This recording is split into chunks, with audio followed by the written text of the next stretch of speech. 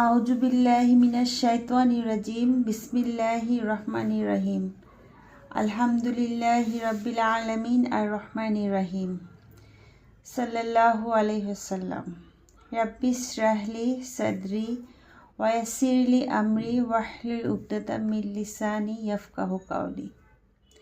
সম্মানিত উপস্থিতি, সবাইকে আসসালামু আলাইকুম ওয়া রাহমাতুল্লাহি ওয়া বারাকাতুহু। মহান আল্লাহর অশেষ কৃপা আপনাদের সাথে বসার সুযোগ পেয়েছি, এই জন্য আল্লাহর দরবারে শুকরিয়া জ্ঞাপন করছি। শুকর আলহামদুলিল্লাহ। তো আজকে আমাদের আলোচনার বিষয়বস্তু নতুন বছরে মুমিনের কর্ম পরিকল্পনা, পবিত্র কোরআন এবং হাদিসের আলোকে আলোচনা। ক্রমশ কিন্তু সময় চলে যাচ্ছে এবং হাদিসে এসেছে যে কিয়ামতের আগে বছরকে মনে হবে মাসের মতো, আর মাসকে মনে হবে সপ্তাহের মতো, সপ্তাহ হবে দিনের মতো। তা আমার মনে হয় যে সেরকম সময় কিন্তু এসে গেছে এবং খুব দ্রুতই কিন্তু সময় ফুরিয়ে যাচ্ছে। এখন 2025 সাল, দেখতে দেখতে 2026 চলে আসবে। তো ধীরে ধীরে আমরা আমাদের রবের দিকে কিন্তু দ্রুত এগিয়ে যাচ্ছি।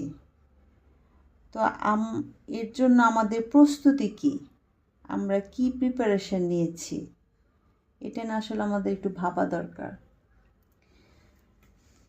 তো বলা হয়ে থাকে যে যখন তুমি একটা ভালো মানের পরিকল্পনা করো তখনই তোমার কাজ অর্ধেক হয়ে যায়, যে good plan is half done of any work. তো পরিকল্পনা হচ্ছে ভবিষ্যতে পালনীয় কর্মপন্থার একটা মানসিক প্রতিচ্ছবি, যেটা বর্তমান এবং ভবিষ্যৎ সময়ের মধ্যে একটা সেতু বন্ধন করে। তো সঠিক পরিকল্পনা যেমন একটা মানুষের জীবনযাত্রার মান উন্নয়ন করে, অনিশ্চয়তা দূর করে, ভারসাম্য রক্ষা করে, কাজের মধ্যে একটা গতিশীলতা আনে, দক্ষতা বৃদ্ধি করে, ঠিক একইভাবে ভুল এবং ভারসাম্যহীন পরিকল্পনা কিন্তু আমাদের লক্ষ্য অর্জনের পথে একটা বাধা সৃষ্টি করে। এই জন্য সঠিক কৌশল বা কর্মপন্থা নির্ধারণ করা কিন্তু আমাদের প্রয়োজন। তো নতুন বছরের প্রতিটি প্রতিষ্ঠানের মতো একজন সচেতন মানুষ হিসেবে আমাদের প্রত্যেকেরই একটা সুনির্দিষ্ট পরিকল্পনা গ্রহণ করা দরকার। তো আজকে আমি কিছু বিষয় নিয়ে আলোচনা করব যে আমরা কিভাবে আমাদের নিজেদের এই পরিকল্পনাগুলোকে সাজাতে পারি। তো শুরু করছি। প্রথমেই সেটা হচ্ছে যে ইসলামময় জীবন গড়া। যে নতুন বছরে মুমিনের প্রধান পরিকল্পনা হওয়া উচিত, তার জীবনটা হবে পুরোপুরি ইসলামিক। এটাই তার প্রথম অঙ্গীকার হওয়া উচিত। এবং মানব জাতির সাফল্য লাভের অন্যতম উপায় হচ্ছে আল্লাহ এবং তার রাসূলের আনুগত্য করা এবং জীবনের সব ক্ষেত্রে কোরআন এবং হাদিসকে মেনে নেওয়া। এবং আল্লাহ তাআলা বলেছেন যে বলে দাও তোমরা আল্লাহর আনুগত্য করো এবং রাসূলের আনুগত্য করো, অতঃপর যদি তোমরা মুখ ফিরিয়ে নাও তাহলে তার উপর অর্পিত দায়িত্বের জন্য সে দায়ী এবং তোমাদের উপর অর্পিত দায়িত্বের জন্য তোমরা দায়ী। আর তোমরা তার আনুগত্য করলে সৎপথ পাবে এবং রাসূলের কর্তব্য হচ্ছে শুধু স্পষ্টভাবে দাওয়াত পৌঁছে দেওয়া। এটা সূরা নূরের 54 নম্বর আয়াত। রাসূলুল্লাহ সাল্লাল্লাহু আলাইহি ওয়াসাল্লামের আনুগত্য করলে কিন্তু আসলে আল্লাহরই আনুগত্য করা হয়। এটা আল্লাহ তাআলারই ঘোষণা যে কেউ রাসূলের আনুগত্য করে থাকে সে নিশ্চয়ই আল্লাহরই আনুগত্য করে। এটা সূরা নিসার 80 নম্বর আয়াতে এসেছে। তো জীবনের সব ধরনের আমল কোরআন হাদিস মোতাবেক হতে হবে, এর মধ্যেই কিন্তু আমাদের কল্যাণ নিহিত আছে। যেমন একটা উদাহরণ দিই, যেমন নামাজের কথা বলি, যে আমরা হয়তো বা কেউ 5 ওয়াক্ত সালাত পড়ি, কেউ হয়তো 1 ওয়াক্ত, কেউ হয়তো 2 ওয়াক্ত। যে যেমনই পড়ে থাকি না কেন, কেউ হয়তো বা পড়িই না। তা আমাদের সেখান থেকে আগে নিজেকে এক ধাপ আগে নিয়ে আসতে হবে।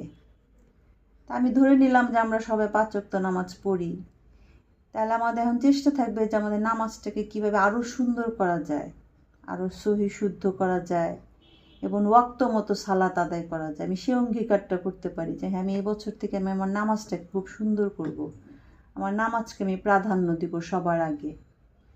হ্যাঁ, তাহলে এটা, এবং আমি যদি এটাও করি যে আমি ঠিক ওয়াক্ত মতো নামাজ পড়বো, আজান শুনেই আমি নামাজ পড়বো, আমার যত কাজই থাকুক না কেন আমি সব কাজ ফেলে দিয়ে আগে নামাজে দাঁড়িয়ে যাব। এইরকম একটা কর্ম পরিকল্পনা আমরা করতে পারি যে আমার নামাজটাকে আমি সুন্দর করব। এটা একটা হতে পারে যে এই বছর আমার একটা টার্গেট হতে পারে। তারপরে আরও যেটা, যেমন কোরআন পড়বো অর্থসহ বুঝে পড়বো, যতটুকু পড়ি সেটা বুঝে পড়বো, একদম হৃদয় উপলব্ধি করব।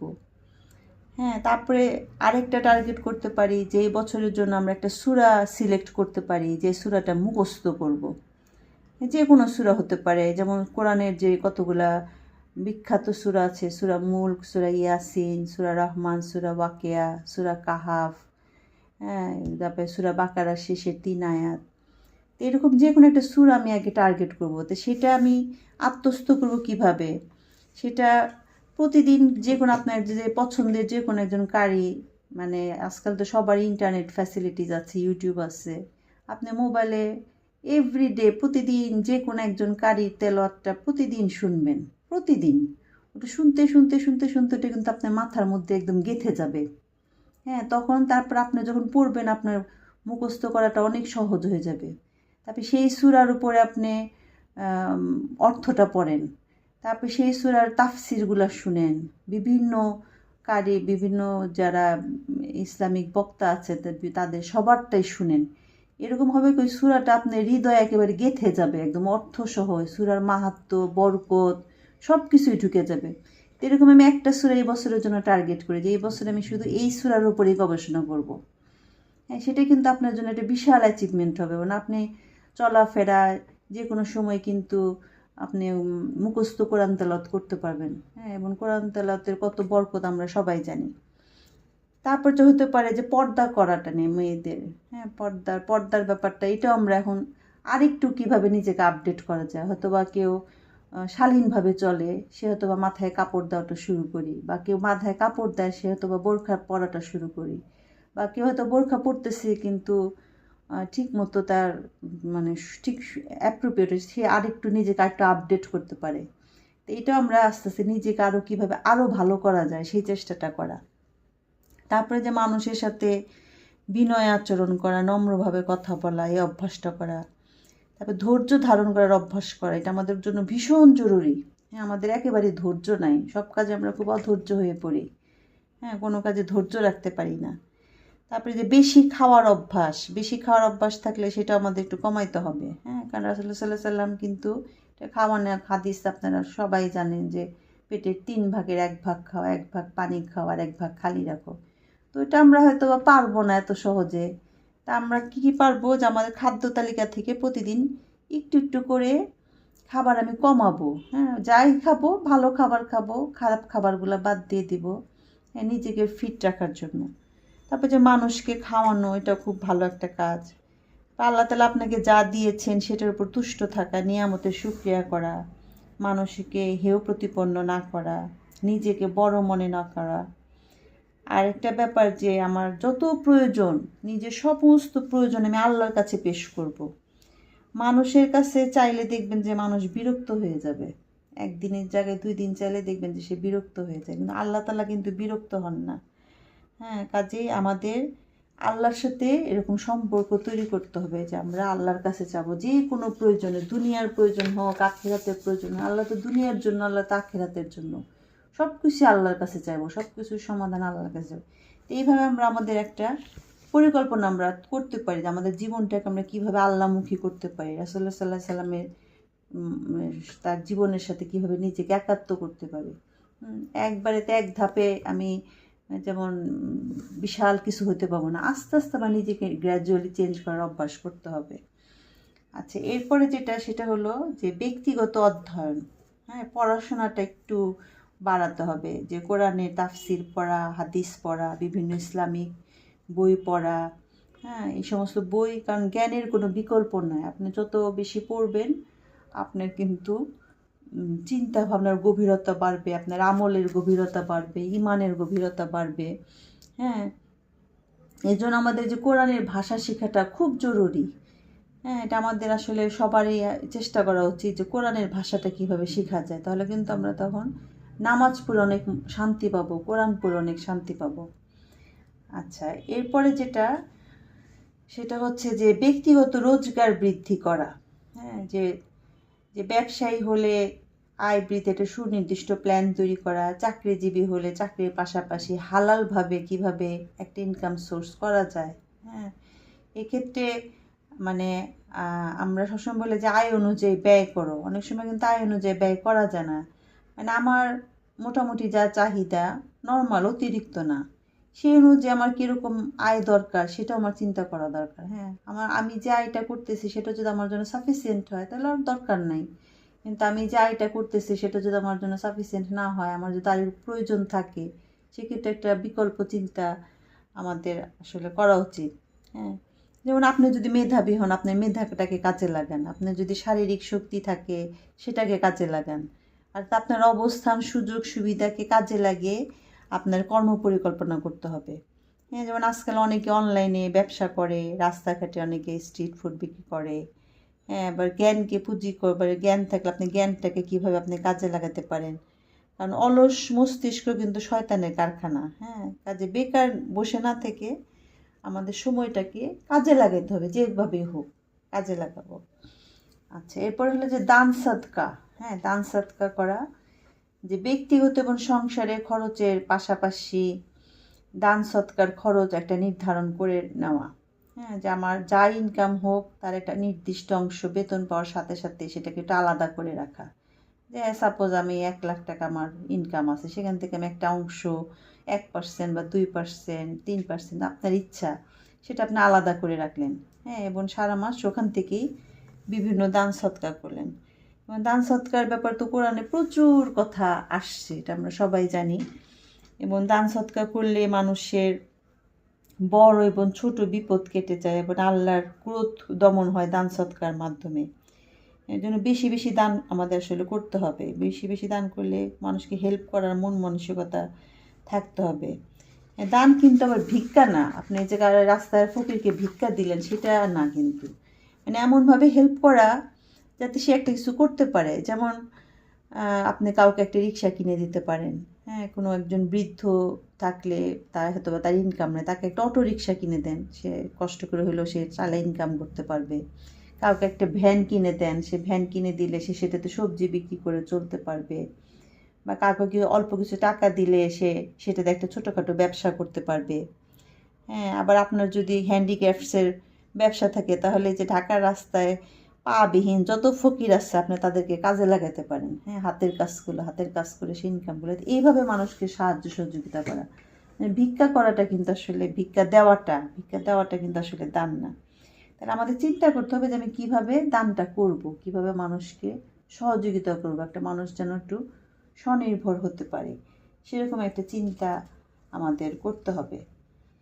আচ্ছা, এরপরে আসতেছে সেটা হলো যে আমাদের পরিবারকে নিয়ে ভাবতে হবে। পরিবারটা যেমন আমাদের পরিবারের মধ্যে একটা পারিবারিক বৈঠক থাকা, প্যারেন্টিংয়ের থাকা, পারস্পরিক সম্পর্ক কিভাবে আরও ভালো করা যায় সেটার একটা প্ল্যান করা। হ্যাঁ, ছোটোবেলা থেকেই সন্তানকে একটা পারিবারিক দায়িত্ববোধটা শিখাতে হবে। আপনার সন্তান যেন বুঝতে পারে যে আপনি কেমন ইনকাম করেন, আপনার খরচ কেমন। মানে আজকাল দেখবেন যে ফেসবুকে বাচ্চাদের নিয়ে পোস্ট দেয়, আমার প্রিন্স, আমার প্রিন্সেস। হ্যাঁ, বাচ্চারা যেন নিজেকে প্রিন্সেস মনে না করে, আমার রাজকুমার, আমার রাজকুমারী, এরকম না।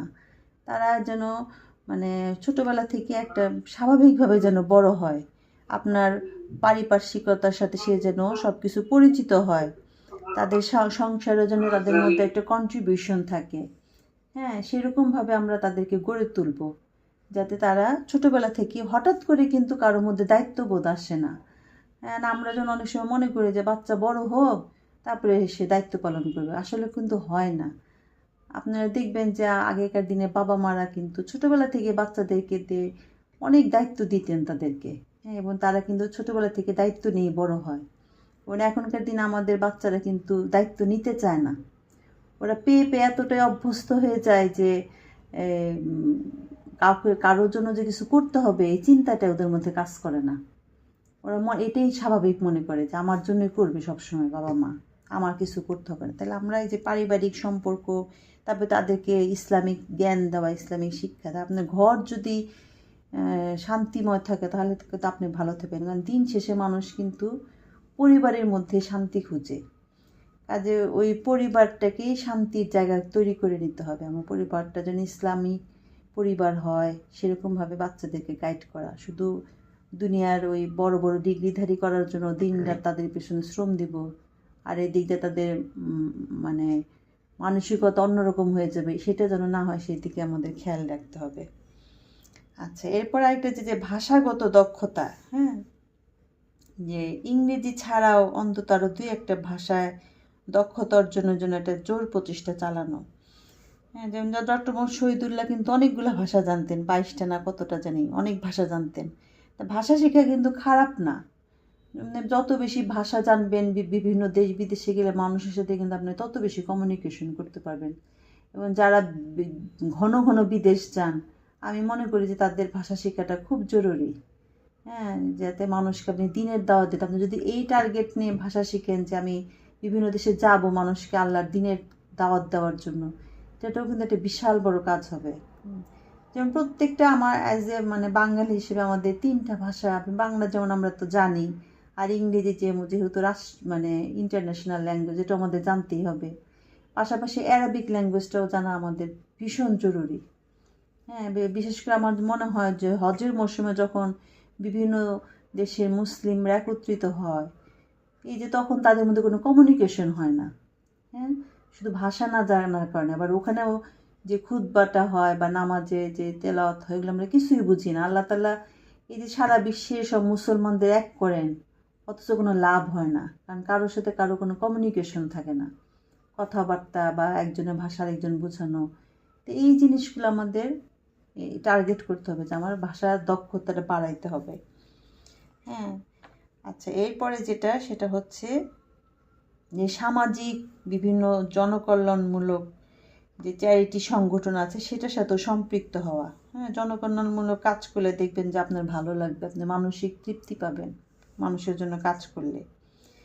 আচ্ছা, তারপরে যে ভ্রমণ করা, হ্যাঁ, ভ্রমণ করা এটা কথাও কিন্তু খুব ভালো, যে মানুষ জ্ঞান অভিজ্ঞতা অর্জনের পাশাপাশি মনকে ফ্রেশ এবং আল্লাহর সৃষ্টি সৌন্দর্যর জন্য বিভিন্ন দেশে বা দেশের মধ্যে বিভিন্ন জায়গায় আমার বাজেট, আমার সক্ষমতা অনুসারে কিন্তু আমি ভ্রমণ করতে পারি।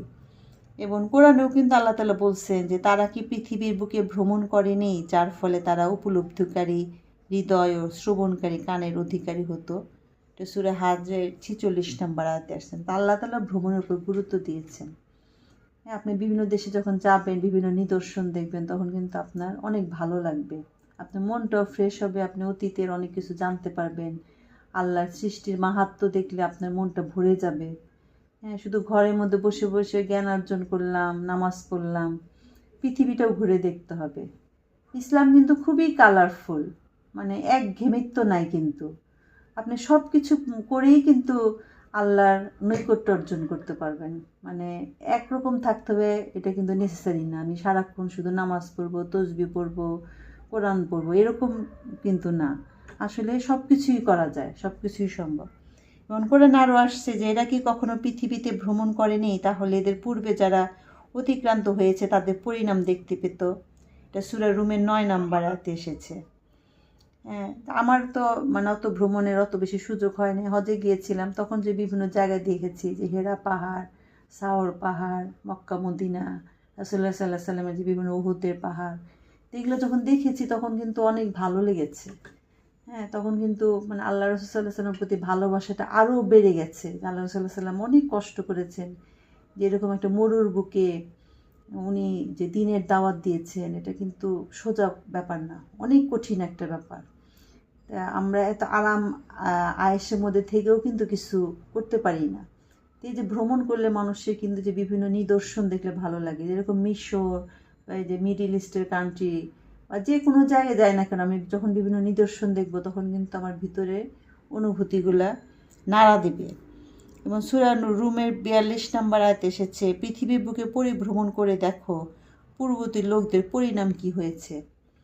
হ্যাঁ, এই যেমন লুত সাগর, ওই যে মৃত সাগর, যে ডেড সি যেটাকে বলে, কারো যদি ওখানে যাওয়ার সুযোগ হয়, ওখানে গেলে সে বুঝতে পারবে যে আগেকার দিনে মানুষের নাফরমানি করার কারণে আল্লাহ তাআলা তাদেরকে কী শাস্তি দিয়েছেন। হ্যাঁ, ওই জায়গাটা মৃত সাগর যেটা।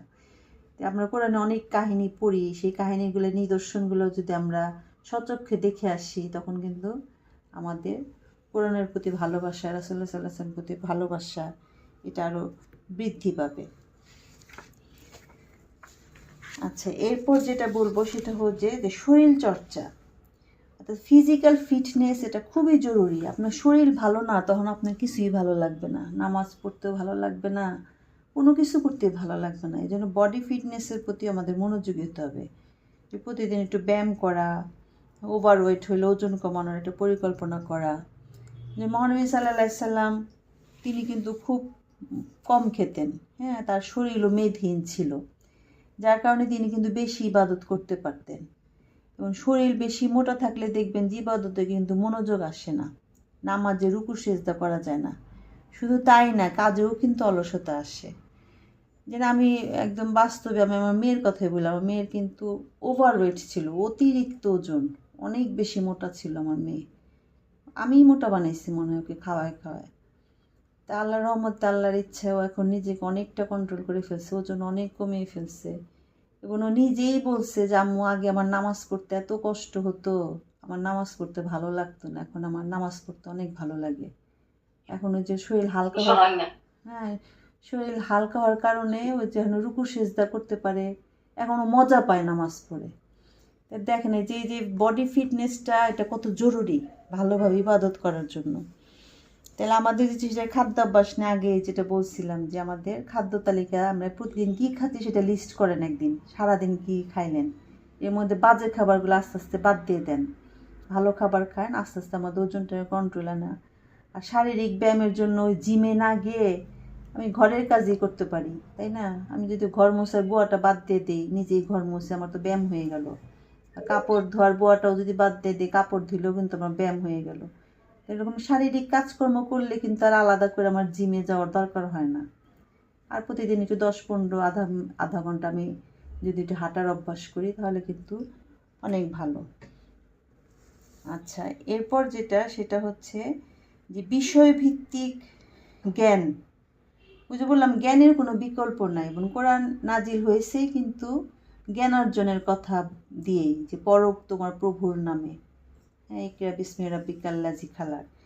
তাহলে পড়তে হবে, আমাদের জ্ঞান দরকার। সেটা একমুখী জ্ঞান না, যে আমি শুধু কোরআনের জ্ঞান অর্জন করব, অন্য সব ব্যাপার অন্ধ থাকবো, তা না। কোরআন হবে আমার মেইন জিনিস, কিন্তু সব ধরনের জ্ঞানই দরকার, বিষয়ভিত্তিক কিছু জ্ঞান দরকার। হ্যাঁ, যেমন ধরেন যে গণতন্ত্র, সমাজতন্ত্র, মানবাধিকার, হ্যাঁ, তারপরে ইকোনমিক্স নিয়ে জ্ঞান আমার মনে হয় যে এটা সবার একটু কম বেশি জানা উচিত। পলিটিক্স নিয়েও জানা উচিত, জিও পলিটিক্স নিয়ে জানা উচিত। এরকম বিভিন্ন বিষয়ভিত্তিক কিছু জ্ঞান অর্জন আমাদের আসলে করা দরকার। আচ্ছা, এরপর আসবো যেটা, সেটা হলো যে টেকনোলজি।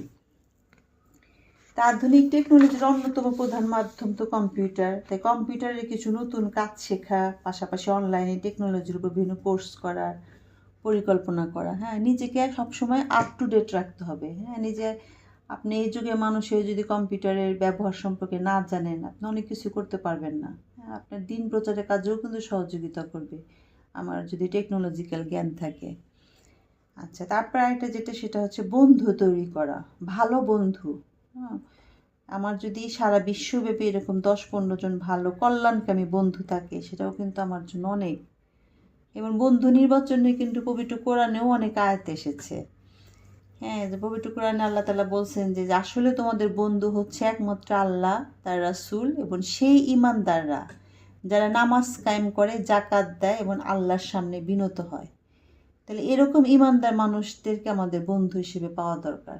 হ্যাঁ, যারা নামাজ কায়েম করে, যাকাত দেয় এবং আল্লাহর সামনে বিনত হয়। এটা সূরা মাইদার 55 নম্বর আয়াত।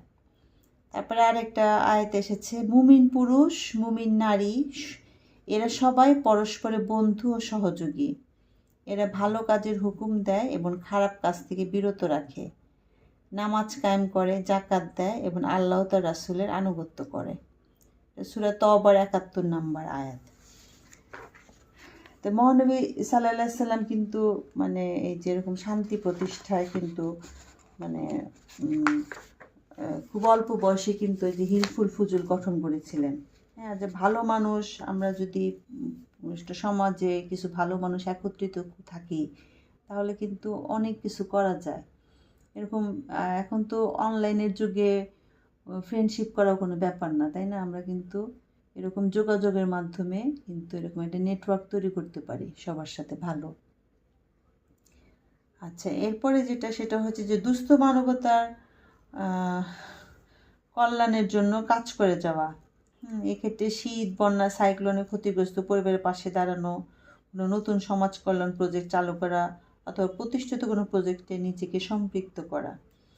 হ্যাঁ, যে এখন যেমন শীত, এরকম আমরা অনেক সময় দেখি যে শীত বস্ত্র বিতরণ করা হচ্ছে, হ্যাঁ, মানুষের পাশে দাঁড়ানো। হ্যাঁ, এই ধরুন আমরা নিজেরা যদি নতুন কিছু করতে না পারি, অ্যাটলিস্ট যেগুলো প্রতিষ্ঠিত আছে এরকম প্রজেক্টের সাথে নিজেকে আমরা সম্পৃক্ত করতে পারি।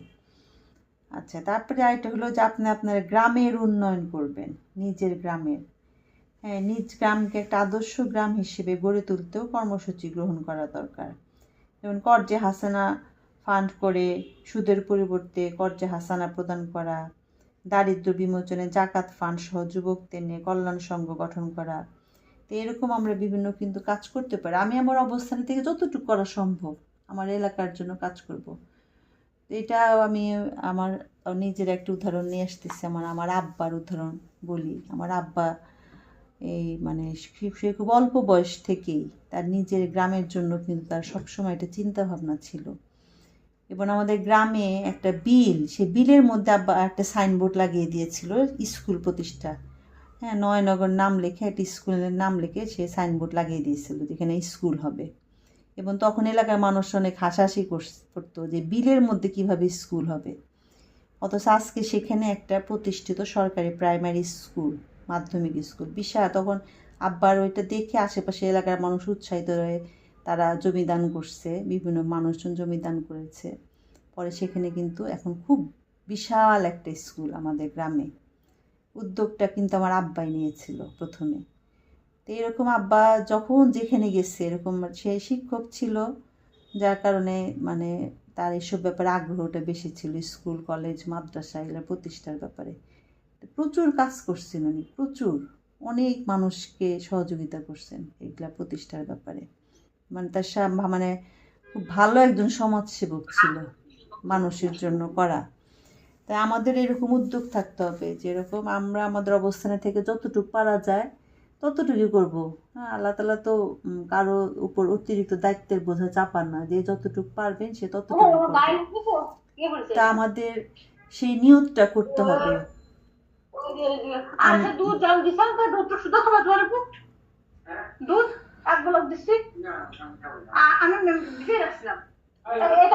আচ্ছা, কারো স্পিকার অন আছে মনে, একটু অফ করে দেন আপা। আচ্ছা, তা আমাদের সেরকম চেষ্টা করতে হবে যে আমরা একটা ভালো কাজের উদ্যোগ যেন নিতে পারি। আমার যা আছে সেটা নিয়ে আমাকে নামতে হবে। হ্যাঁ, আরেকজন করবে আমি চুপ করে থাকবো ওরকম না, যে অবস্থানে যতটুকু পারা যায়। যে বললাম প্রতিষ্ঠিত কিছু থাকলে তার সাথে অ্যাটাচড হয়ে যাওয়া বা নিজে কিছু করার চেষ্টা করা। হ্যাঁ, এরকম করতে হবে। আসলে দুনিয়াতে তো আমরা আসছি খুব অল্প সময়ের জন্য, তাই না? ক্ষণস্থায়ী, এটা চিরস্থায়ী জায়গা না। কাজে এখানে আমরা সবার কথা ভাববো, সবার জন্য কিছু করার চেষ্টা করব। হ্যাঁ, সেই চেষ্টা আমাদের থাকতে হবে। আচ্ছা, এরপরে যেটা বলবো সেটা হচ্ছে যে আল্লাহর সাহায্য এবং সম্পর্ক নিয়ে একটা সুনির্দিষ্ট কল্যাণমূলক পরিকল্পনা প্রণয়ন করে এটা বাস্তবায়নের জন্য কিন্তু আল্লাহর কাছে প্রার্থনা করতে হবে। আমার চেষ্টার পাশাপাশি আল্লাহর সাহায্য চাইতে হবে। হ্যাঁ, এই জন্য কী করতে হবে? আমাদের নামাজে দোয়া পড়তে হবে, নফল নামাজ পড়া, নফল রোজা রাখা, বিশেষ করে তাহাজ্জুদের নামাজে দোয়া কবুল বেশি হয়। হ্যাঁ, তাই আমরা নামাজ পড়ে আল্লাহর কাছে ইহকালীন কল্যাণ এবং পরকালীন মুক্তির জন্য দোয়া করব। যেমন তোমরা আল্লাহ সূরা বাকারার 45 নম্বর আয়াতে বলেছেন যে তোমরা ধৈর্য ও সালাতের মাধ্যমে আল্লাহর সাহায্য প্রার্থনা করো। কাজে কোনো কিছুই আল্লাহর ইচ্ছা ছাড়া কিন্তু বাস্তবায়ন করা সম্ভব না। ইহকাল এবং পরকালের যাবতীয় কল্যাণ লাভ করা সম্ভব আল্লাহর ইচ্ছা এবং বান্দার প্রচেষ্টার মাধ্যমে। কাজে আমাদের নিয়ত করতে হবে, চেষ্টা করতে হবে এবং আল্লাহর সাহায্য চাইতে হবে, তাহলে আমরা আশা করি সফলকাম হব। আচ্ছা, কারণ স্পিকার অন আছে, একটু অফ করে দেন আপা। আচ্ছা, তাহলে এই যে আজকে যে নতুন বছরের কর্ম পরিকল্পনা যে আলোচনা করলাম, আমি একটু পয়েন্টসগুলো আরেকবার বলছি যে আমাদের ইসলামময় জীবন গড়ে তুলতে হবে, ব্যক্তিগত অধ্যয়নটা বাড়াতে হবে, ব্যক্তিগত রোজগার হালালভাবে ইনকাম বাড়ানো, দান সদাকা করা, পারিবারিক বৈঠক করা, হ্যাঁ, ভাষাগত দক্ষতা বৃদ্ধি করা, বিভিন্ন জনকল্যাণমূলক সংস্থার সাথে নিজেকে সম্পৃক্ত করা, তারপরে ভ্রমণ করা, আল্লাহ নিদর্শনকে দেখা, তারপরে ফিজিক্যাল ফিটনেসের কথা বললাম, তারপরে বিষয়ভিত্তিক জ্ঞানার্জনের কথা বললাম, টেকনোলজিক্যাল জ্ঞানের কথা বললাম, ভালো বন্ধু তৈরি করা, হ্যাঁ, তারপরে সমাজের দুস্থ মানুষের সেবায় নিজেকে এগিয়ে নিয়ে আসা, নিজের গ্রামের উন্নয়ন করা, আল্লাহর সাথে সাহায্য এবং সম্পর্ক তৈরি করা। তা আমরা যেরকম প্রতি বছর এরকম যে নববর্ষ করি, পহেলা বৈশাখ করি, হ্যাঁ, কি আনন্দ করি, নাচানাচি করি, আতশবাজি ফুটাচ্ছি, ফানুস উড়াচ্ছি, পহেলা বৈশাখে লাল সাদা শাড়ি পরে ঘুরে বেড়াইতেছি, এটা তো আসলে বর্ষ উৎসব, এরকম মুমিনের বর্ষ উৎসব তো এরকম হওয়া উচিত না। হ্যাঁ, ইসলামে এরকম নববর্ষ পালন করার কিন্তু কোনোই অবকাশ নাই, এটা কোনো ইমানদারের কিন্তু বৈশিষ্ট্য নয়। বরং মুমিন তারাই যারা আল্লাহ এবং রাসূলের প্রতি বিশ্বাসে অবিচল এবং তা থেকে বিচ্যুত হয় না। এটা সূরা হুজুরাতের 15 নম্বর আয়াতে এসেছে। এবং হাদিসের ভাষায় এসেছে যে সেই ইমানের প্রকৃত স্বাদ পেয়েছে যে আল্লাহকে রব, প্রতিপালক, ইসলামকে দিন এবং মহানবী সাল্লাল্লাহু আলাইহি সাল্লামকে রাসূল হিসেবে পেয়ে সন্তুষ্ট। এটা মুসলিম শরীফের হাদিস। তো ইসলামের সব কিছুর সঙ্গে ইমানি চেতনার একটা সুনিবিড় সম্পর্ক বিদ্যমান। এবং প্রিয় নবী সাল্লাল্লাহু আলাইহি সাল্লাম বলেন, যে ব্যক্তি আল্লাহর সন্তুষ্টির জন্য কাউকে ভালোবাসবে এবং আল্লাহর সন্তুষ্টির জন্য কারোর সঙ্গে শত্রুতা পোষণ করবে, আবার আল্লাহর সন্তুষ্টির জন্য দান করবে, আবার আল্লাহর সন্তুষ্টির জন্যই দান করা থেকে বিরত থাকবে, সেই তার ইমানকে পূর্ণতায় পৌঁছে দিল। এটা তিরমিজি শরীফের হাদিস। কাজে আমাদের নতুন বছর আসা মানে নতুনভাবে নিজেকে সাজানো, হ্যাঁ, অতীতের আমরা যা করেছি, নিজের ভুল ত্রুটিগুলোকে আইডেন্টিফাই করে সেগুলো থেকে বেরিয়ে এসে নিজেকে কীভাবে আরও পরিশুদ্ধ করে আল্লাহর কাছে হাজির হওয়া যায় সেই চিন্তা করা উচিত। হ্যাঁ, এরকম একটা প্ল্যান আমরা যেন বছরের শুরুতেই সবাই করে নেই, যে যার অবস্থান থেকে। হ্যাঁ, আমরা তো একসাথে যদি আলোচনা মাঝখানে কয়েকবারই বলেছি যে একসাথে সব কিছু তো করা সম্ভব না। আমার যতটুকু করা সম্ভব আমি আমার মতো করে সাজিয়ে নেব, যে আমি বিগত দিনে আমি এই ভুল করেছি, আমি এই ভুলগুলো আর করতে চাই না, আমি সামনের দিনগুলোতে এইভাবে চলবো। এইভাবে আমাদের উদ্দেশ্য হচ্ছে আল্লাহর সন্তুষ্টি অর্জন, হ্যাঁ, এবং আল্লাহর সামনে নিজেকে যেন আমি আমার সম্মান, আমার নেক আমলের যেন আমি দাঁড়াতে পারি, আমাকে যেন অপমানিত অপদস্থ হয়ে আল্লাহর সামনে দাঁড়াতে না হয়। কারণ আল্লাহর সামনে সবাইকে যেতে হবে, এর বিষয়ে তো কোনো সন্দেহ নেই। মৃত্যুর সাথে সাথে আমাদের আল্লাহর সাথে সাক্ষাৎ শুরু হয়ে গেল, তাই না? এবার মৃত্যুটা এতটাই নিশ্চিত যেটা কখন আসবে কেউই জানে না। কাজে আমাকে আজকে এখন থেকেই পরিকল্পনা করতে হবে যে আমি আমার জীবনটাকে কিভাবে সামনে এগিয়ে নিয়ে যেতে চাই। হ্যাঁ, কালকে থেকে করব বা পরশু থেকে করব সেরকম না, আজকে থেকে আমাকে করতে হবে। কারণ কালকের দিনের হায়াতটা আমার আছে কিনা সেটাও কিন্তু আমি জানি না। কাজে আমাকে সেভাবে চলতে হবে যদি আমরা আল্লাহর নৈকট্য অর্জন করতে চাই। তা আল্লাহ তাআলা সর্বপ্রথম আমাকে এবং আপনাদের সবাইকে যেন সঠিক বুঝ দান করে, আমরা যেন সেইভাবে আগাতে পারি। তো পরিশেষে পরিকল্পনা নিয়ে একটা বিখ্যাত উক্তি আছে যে আপনি যদি পরিকল্পনা করতে ব্যর্থ হন তাহলে আপনি ব্যর্থ হওয়ার পরিকল্পনা করেছেন। তো যাই হোক, মহান আল্লাহ তাআলা আমাদের সবাইকে সুনির্দিষ্ট পরিকল্পনা তৈরি এবং সেটা বাস্তবায়নের তৌফিক দান করুক, আমিন। সুবহানা রাব্বিল ইজ্জাতি আম্মা ইয়াসিফুন ওয়া সালামুন আলাল মুরসালিন ওয়ালহামদুলিল্লাহি রাব্বিল আলামিন। সবাইকে আসসালামু আলাইকুম ওয়া রাহমাতুল্লাহি ওয়া বারাকাতুহু। ওয়ালাইকুম আসসালাম ওয়া রাহমাতুল্লাহি ওয়া বারাকাতুহু। চমৎকার ভাবে আমাদের কি পরিকল্পনা নিতে পারি কোরআন হাদিসের আলোকে আমাদের সামনে উপস্থাপন করছে মোহতারামা প্রকৌশলী যমুনা ফারাজ। তো আলহামদুলিল্লাহ আমরা যেন এগুলো আমাদের জীবনে মেনে চলতে পারি এবং চেষ্টা করি, অন্তত পরিকল্পনা তো নিই, তারপরেও আল্লাহ নিশ্চয়ই বাস্তবায়ন করার আমাদের